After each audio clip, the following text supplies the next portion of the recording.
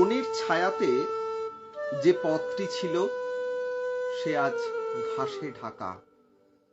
সেই নির্জনে হঠাৎ পিছন থেকে কে বলে উঠল, আমাকে চিনতে পারো না? আমি ফিরে তার মুখের দিকে তাকালেম। বললেন, মনে পড়ছে, কিন্তু ঠিক নাম করতে পারছি নে। সে বললে, আমি তোমার সেই অনেক কালের, সেই 25 বছর বয়সের শোক। তার চোখের কোণে একটু ছলছলে আভা দেখা দিলে, যেন দিঘির জলে চাঁদের রেখা। অবাক হয়ে দাঁড়িয়ে রইলেম। বললেন, সেদিন তোমাকে শ্রাবণের মেঘের মতো কালো দেখেছি, আজ যে দেখি আশ্বিনের সোনার প্রতিমা। সেদিনকার সব চোখের জল কি হারিয়ে ফেলেছ? কোনো কথাটি না বলে সে একটু হাসলে। বুঝলেম সবটুকু রয়ে গেছে ওই হাসিতে। বর্ষার মেঘ শরতের শিউলি ফুলের হাসি শিখে নিয়েছে।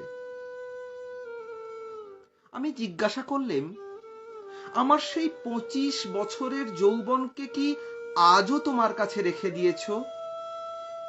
সে বললে, এই দেখো না আমার গলার হার।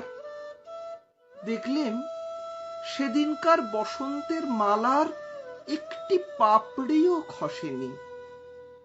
আমি বললেম, আমার আর তো সব জীর্ণ হয়ে গেল, কিন্তু তোমার গলায় আমার সেই 25 বছরের যৌবন আজও তো ম্লান হয়নি।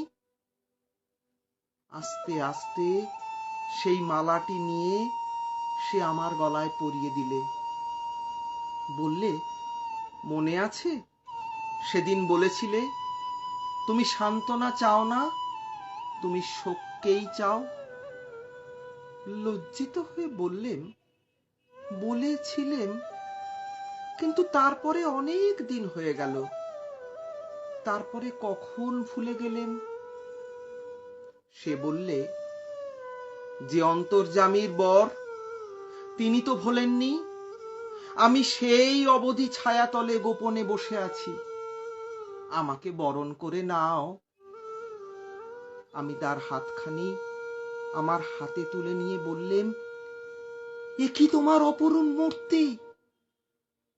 সে বললে, যা ছিল শোক আজ তাই হয়েছে শান্তি।